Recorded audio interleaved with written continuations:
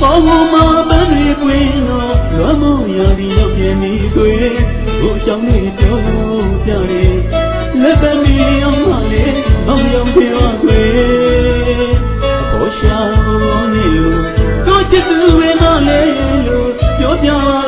လက်ပတ်မွေလေးရဲ့ကိုချစ်သူပြည်စေတာအလွမ်းစကားပန်းစကားကိုပါလိုက်ပါမယ်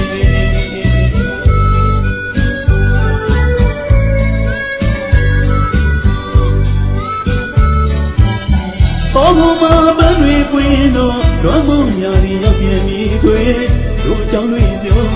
ပြတယ်လက်ပံမီအောင်မလေးအောင်ရောက်သေးပါကွယ်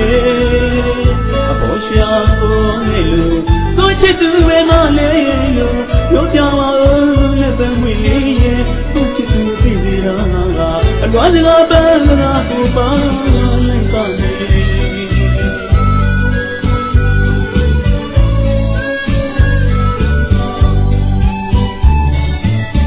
လက်ပံမွေတွင်ကြီးကိုစိတ်ကဟို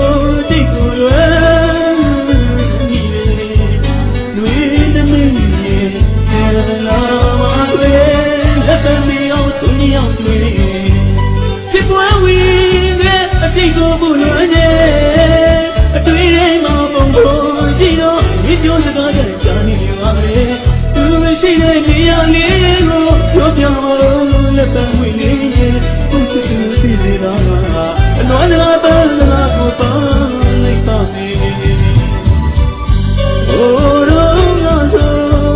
အချို့သောစကားတွေနေလေတွေ့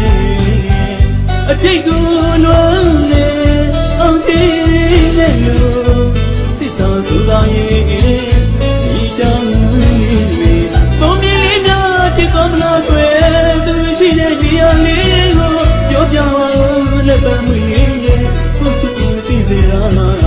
လွမ်းစကားပန်းစကားကိုပါလိုက်ပါမယ်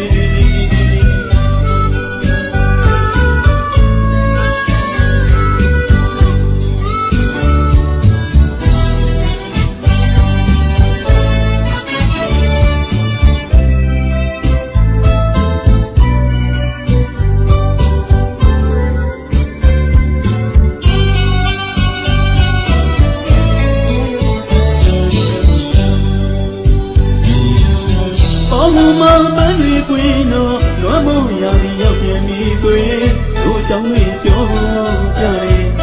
လက်ပံမီအောင်မလေးအောင်ရောက်သေးပါကွယ်အပေါ်ရှာနေလို့